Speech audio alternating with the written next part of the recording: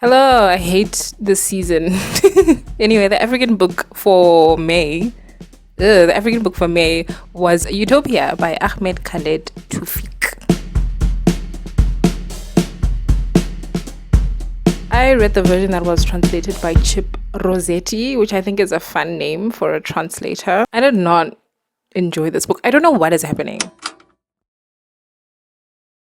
This is a very miserable book. It's, cynical and bleak and miserable. And most importantly, and the thing that made me not enjoy it is heavy handed. Utopia is about a young man or an older teen, I don't know which, who lives in like a very cartoonishly insular rich person gated complex community type thing. This is set in the future, the dystopian future. Everything has gone to hell. This gated community, it's called Utopia, and it's in Egypt. Other people, normal people or the poor people, live outside, and they live in like Mad Max basically. It's also cartoonish, like it's also it's also ridiculous and cartoonish and heavy handed. One of the characters we follow, one of the poor characters we follow, has been spending I don't know how many days like hunting a dog or something, a stray dog. And it's like, oh my god, it's like, Mad Max and like Waterworld, those types of apocalypses and dystopias. Anyway, back to our rich young man. A lot of this book is told from his perspective in first person, and he and his peers, they have the problem, according to him, that they are so rich that they are in need and want of nothing, and therefore live in perpetual boredom. They're terminally bored, and that's what makes them do, like, again, cartoonishly hedonistic things and like, violent things as well.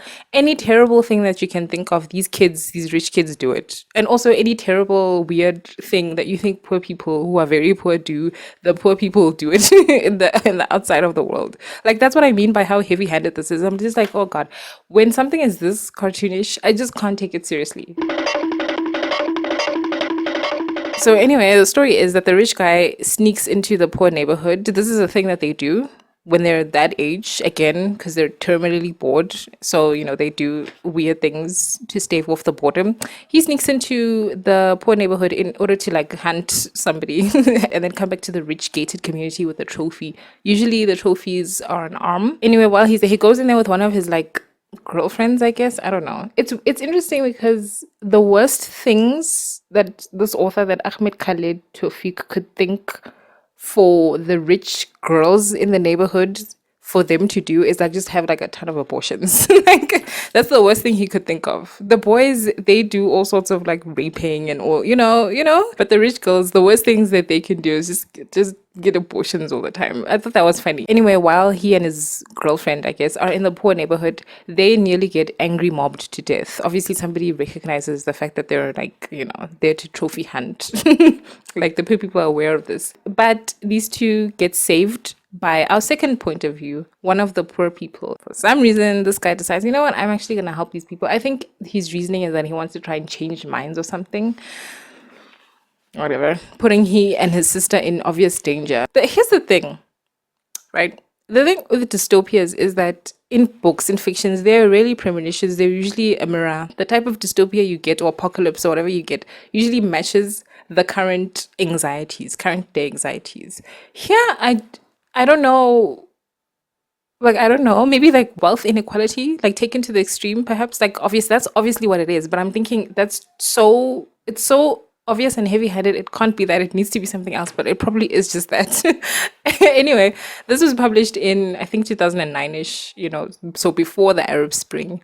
I don't know if that context adds anything to my understanding of this book. There is some commentary, obviously, on like Egyptian society and like sprinkled in throughout as well, just like small things that I found interesting, and obviously commentary on the rich and inequality and all of that. But again, like I said, it's so cartoonish and heavy-handed and over the top, and that I can't take it seriously. That I'm just reading this and like, oh, of course he's gonna do. Of course that happens. Of course, everyone kind of does what you expect them to do, what you expect the people in these types of books to do. So there's just like no intrigue either, because it's like, yeah, of course that's gonna happen. I read like 60% of this book, and then I was like, okay, I think I got it, and I skipped to the end to see if what I thought would happen, and of course it did.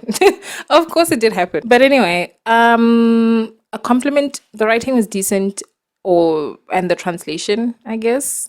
So I would be open to reading another one from this author. Maybe something not as miserable.